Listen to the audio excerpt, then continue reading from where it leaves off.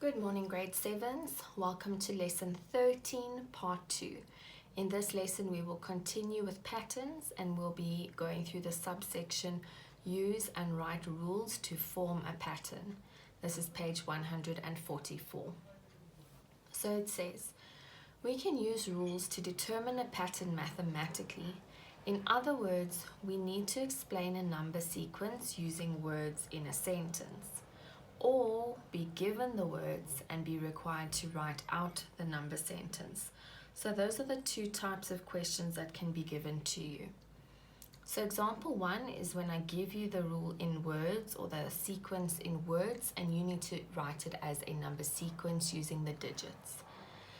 So the example says, write the first 5 terms in the write the first 5 terms if the first term is 3. So that means we start with the number 3. That is the first number in our number sequence. And then it says the remaining terms are formed by repeatedly multiplying by 5. So we know that our rule is times 5, and we know that our first term is 3. So we're going to use that to get to our next numbers. So we're going to use our rule. We're going to apply it to our first term. 3 times 5 is 15. 15 times 5 is 75. 75 times 5 is 375. And you would keep going. Usually in a test, I would say write down 5 terms. Then you would do this 5 times. If I asked you to write 3 terms, you would only do it 3 times.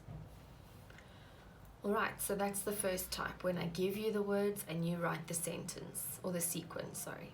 Then example 2 is the other way around. I give you the sequence and I want you to write a sentence describing it.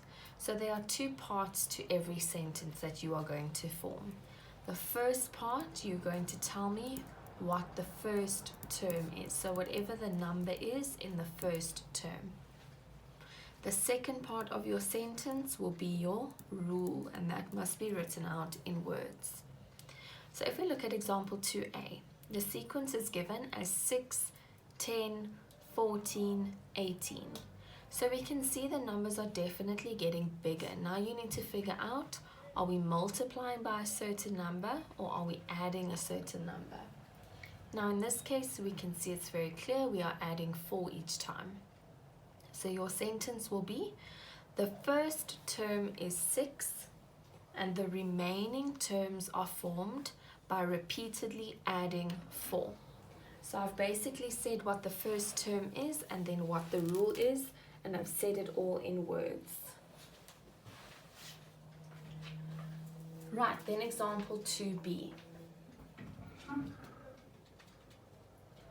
Example 2b is another example where I give you a number sequence and I ask you for the rule.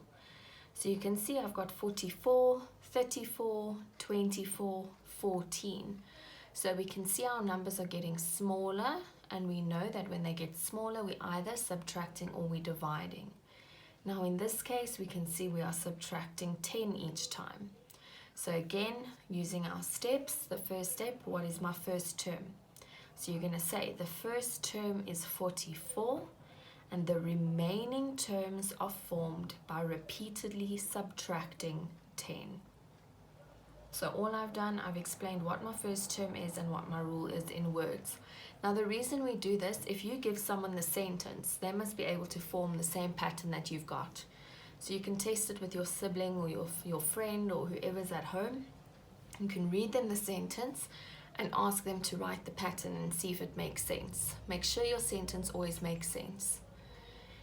Then example 2c, we've got 1, 4, 9, 16. Now once again, we can see that this number is getting bigger.